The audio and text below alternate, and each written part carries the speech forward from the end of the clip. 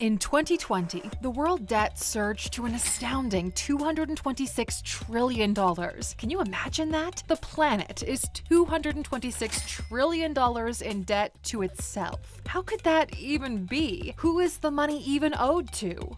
Well, it's not exactly that the entire planet owes money, it's the different countries within that do. And as for who do they owe it to, well, it's complicated. They owe money to themselves and to each other. If that sounds confusing, then don't worry, we're here to help you figure out how it works in today's video. So hold on to your seats, A-Luxers, as we explore how global and national debt works. Welcome to A-Lux. Why does the world owe money?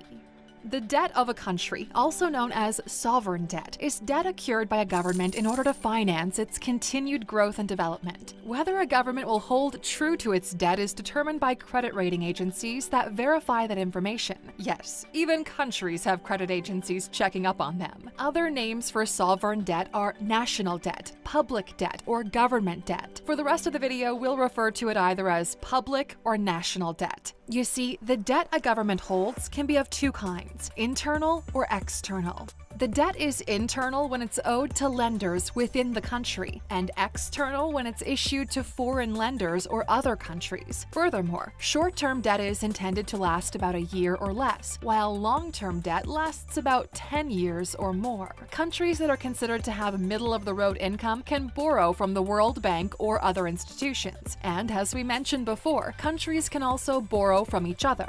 But how exactly do the governments borrow money, and how can lenders get repaid? Well, through government bonds. Government bonds are debt securities issued by the government when they need more money for their spending, and they can also pay periodic interest called coupon payments. Since these bonds are issued by governments, they're usually considered safe bets as far as investment goes, or at least a low-risk investment option. And when it comes to government bonds, those from the US Treasuries are considered as close to a risk-free investment as you can get. After all, if the US defaulted on its debts, we would all have bigger problems, but we'll get to that in time. A common way to look at the amount of time it'll take for a country to pay off its debt is by looking at its debt to GDP ratio. The higher the percentage of debt versus the GDP is, the more time it'll take to pay off the debt. And not only that, but a country that stays with a debt above its GDP risks defaulting on their obligations, although some countries do manage to survive with really high debt to GDP ratios. One such example is Japan.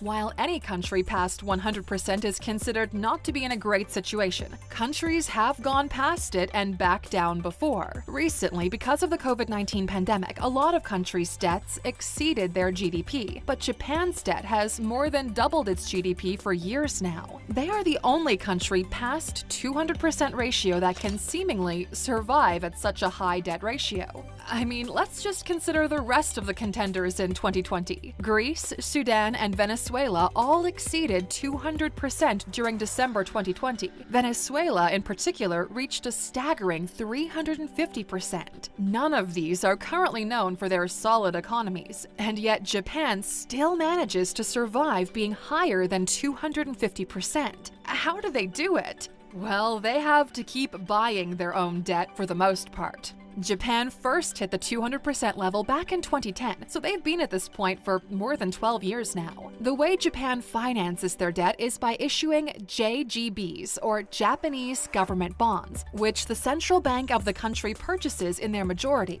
More than half of all the JGBs are held by the Bank of Japan. Since they own most of their own debt, they can keep the price of the JGB in the debt market stable and the yield on the bonds low. In effect, the central bank is financing the government at almost negative interest rates. And even with this humongous amount of debt, Japan is still considered a fairly safe bet for investors. In fact, Japan is the world's biggest creditor itself, holding more than $3 trillion in assets from foreign currency reserves and direct investments. But they can't keep it up forever, as it could threaten the growth of Japan's economy, an economy that, like the rest of the world, faces a recession after the COVID-19 pandemic. Debt today.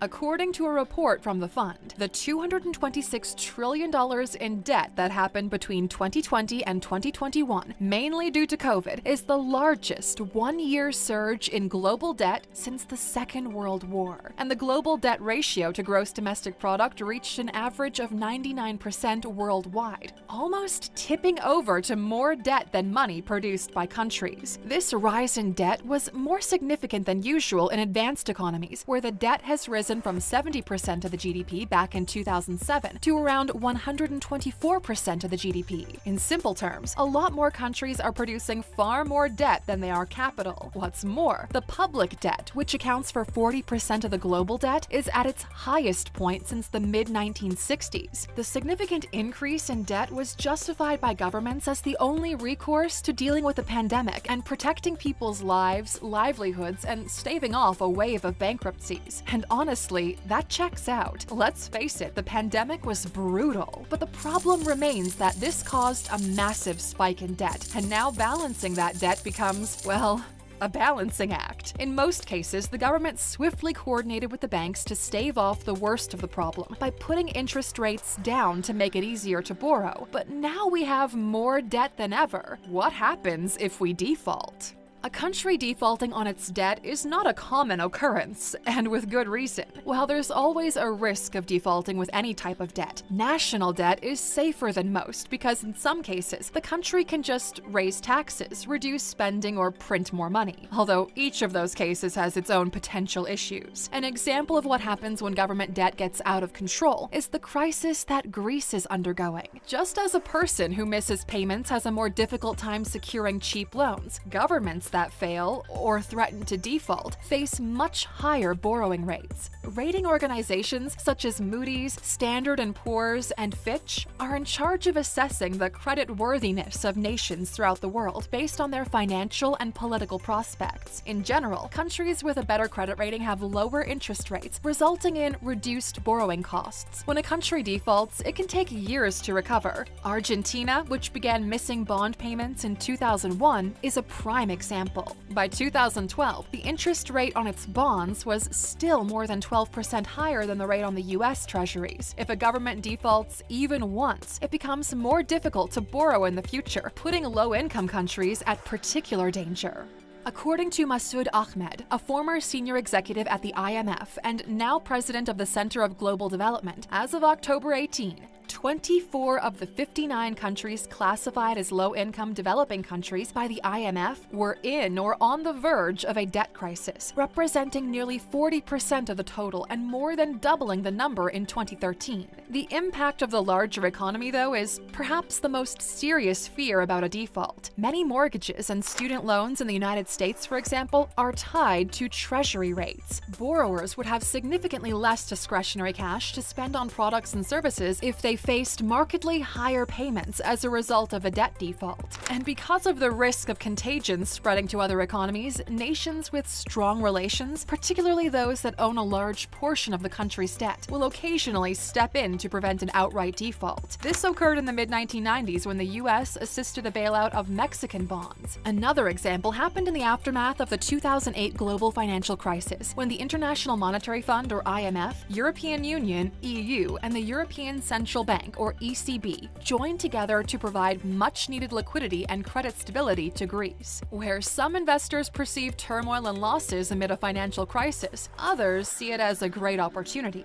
These investors feel that sovereign default signals a bottoming out point for government bonds, or something close to it. So the only logical trajectory for these bonds, according to the optimistic investor, is up. A number of so-called vulture funds specialize in exactly this sort of bond purchase. These funds acquire failed government bonds for a fraction of their original value, similar to how a debt collection firm buys personal credit accounts at a cheap cost. Because of the larger economic ramifications of a sovereign default, investors usually seek out inexpensive companies in that nation. Investing in defaulting nations is risky, of course, because there's no assurance that a rebound will occur, and the bigger issues that caused the default in the first place may still exist or have yet to be fully resolved. Those who prioritize security in their portfolio should definitely look elsewhere. Recent historical precedents, on the other hand, are positive for the growth-oriented investor. For example, in the aftermath of a bond crisis, equities markets in Russia, Brazil, and Mexico have grown significantly during the last several decades. The idea is to look out for firms that have a competitive edge, as well as a low price-to-earnings ratio that reflects their high-risk level.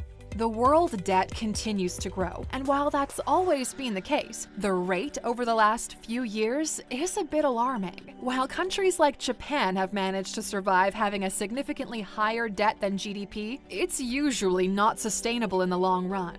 As debt piles up, it keeps getting purchased by other countries, like the case with China and the US, and this gives leverage over political negotiations. While things have remained relatively stable for years, they could quickly change if one of these countries decides to make a move on this debt. And before we wrap all of this up, Aluxer, you know that for sticking with us until the end, you get a bonus. So here's today's. If you're interested in looking at the national debt of countries around the world, there's an interesting website you might want to check out. It's called usdebtclock.org, and it allows you to see a lot of interesting data about US debt and how it increases in real time based on estimates and projections. They also have a world debt clock if you want to check that out, where you can see the difference between the national debt and GDP of 30 countries, including China, Japan, the UK, and Germany. It's a pretty cool and useful tool.